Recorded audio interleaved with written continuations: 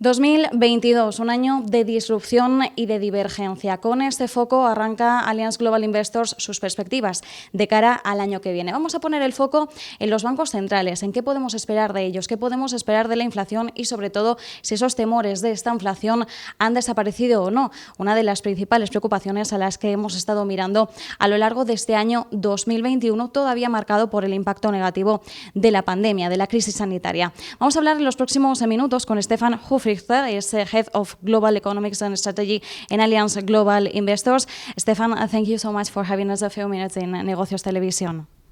Thank you very much. Thanks for inviting me.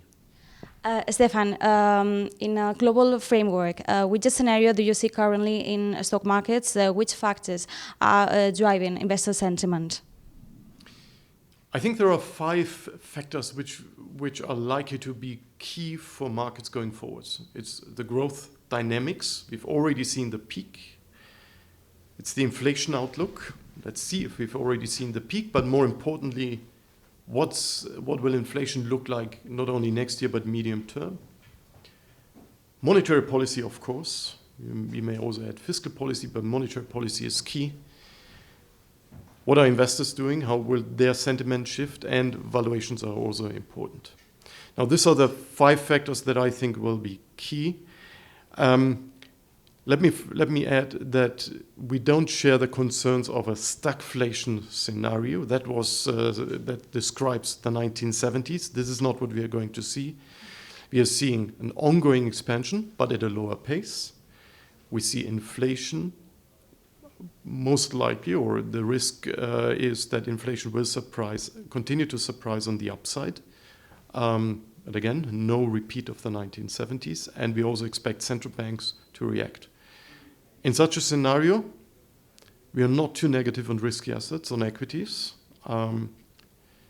Still, of course, monetary policy normalization could cause wobbles, volatility, will dampen the upside, but in general, we expect positive returns for equities. We are more cautious on the sovereign bond side. And which are for you the main challenges in global economy for next year? Not only our major challenges, but the ones shared, the challenges according to most investors is what's going to happen to inflation, and related to that, what will central banks do? I think China is becoming less of an issue going forward. Valuation is also a major point. Now, for inflation, we think that the risk is that inflation expectations are still not, or have still not fully adjusted, that the risk is that still inflation surprises on the upside. And that central banks will ultimately have to react and step in more than what is currently anticipated. This is one of the main worries right now between investors because is there a risk of a mistaken monetary policy how are they acting right now? Actually, the central banks or investors are pricing a monetary policy mistake in a way that there's a fear that central banks tighten too fast and by too much. That's what the bond market is telling us. Inflation-adjusted yields, real yields, are very low. Actually, my fear is rather that the central banks may commit another mistake, exactly the opposite, by hiking too late and too little. Why? They are still reluctant to normalize monetary policy. That's definitely true for the ECB. The Fed itself is also still, I think, way behind the curve. And the longer they wait, the more central banks will have to step in later on to get ahead of the curve with respect to inflation. And during the presentation, you said we expect more rate hikes than projected. Is it the scenario for next year? We will see that? Well, the market has started to price in the first rate hike already for late summer of next year, but it goes beyond than just next year. It goes for the years 2023 and beyond. It's still, by the end of 2023, the market expects Fed funds target rate to be at just above 1%. Market has also already started in the first rate hike by the ECB. But if we see one or two more rate hikes, then that's not what the market is currently priced for. And that certainly would have an impact on bond prices and, who knows, possibly also on the equities.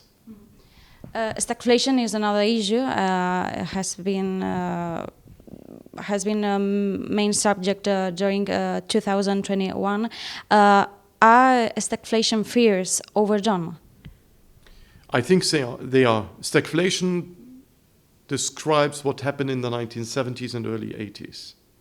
So a period of low growth, weak labor markets, but high, in many cases, double-digit inflation rates. Now, that's not what we are expecting, for sure. What we are expecting, and that's probably what also market participants then mean when referring to stagflation, is that growth moderates and inflation surprises on the upside. Yes, that's going to happen, but still, absolute growth rates next year will be still at or even above potential in most countries. And inflation, even though we think there's a good chance that it surprises on the upside relative to central bank's target and relative to investors' expectations, headline inflation will come down compared to this year. That's our base case scenario. So no catastrophe, but for investors, it still matters. And in this scenario, whether you see investment opportunities, which are the assets that are being benefited for these inflationary pressures?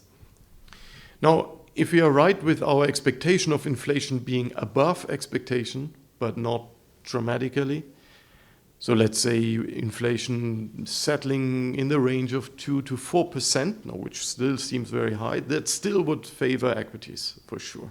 Equities can hedge against higher inflation as long as inflation is not too high, leaving valuations aside. So we still are okay with equities, definitely expect positive returns and better returns than for bonds. For bonds, we are on the cautious side. We expect bond yields to rise. Now, spreads offer a hedge to some extent, spread products, but they are already quite expensive. But still, you can earn your extra return with corporate bonds, for instance, investment grade and high yield, as long as we are not expected to fall into recession. So that's add a little bit of spread products within the fixed income, but in general prefer equities over bonds. And within equities, we have various themes that we like. We still like technology in the current environment, even though they are not cheap, but we think they offer returns for the long run, growth trends and earnings for the long run. So that's where we see the opportunities. Stefan, thank you so much for having us this minutes. It's been a pleasure. We will see how all this scenario is being done during the 2022. Thank you so much. Thank you very much. My pleasure. Thank you. Nos quedamos con esas perspectivas de parte de Allianz Global Investors, sobre todo respecto a esas oportunidades de inversión. Renta variable sigue pesando sobre la renta fija y dentro de la renta variable mirando la tecnología como una de las grandes oportunidades.